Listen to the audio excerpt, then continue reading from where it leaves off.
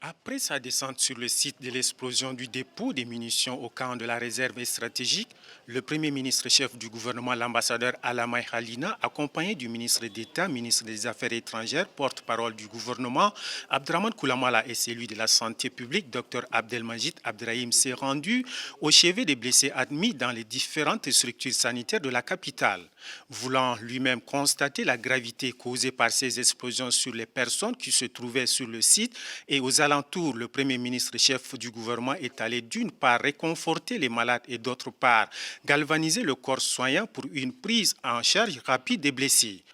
Au pavillon des urgences du complexe universitaire La Référence, le Premier ministre a fait le tour des salles où sont admis les blessés pour constater lui-même l'ampleur des dégâts et les conditions de prise en charge d'urgence des victimes.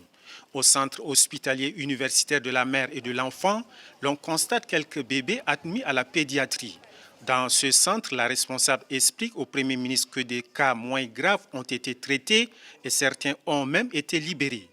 À l'hôpital de l'Amitié Tchatchine, tout comme à l'hôpital de la Renaissance, les blessés sont pris en charge et reçoivent également des traitements. Dans les salles, le Premier ministre, l'ambassadeur Alamay Halina, se renseigne de l'état de santé des blessés tout en apportant le réconfort moral aux familles des blessés et les rassure de la bonne prise des malades. Le chef du gouvernement a aussi donné des instructions et orientations aux différents responsables des structures sanitaires visitées pour que tout se passe dans de bonnes conditions.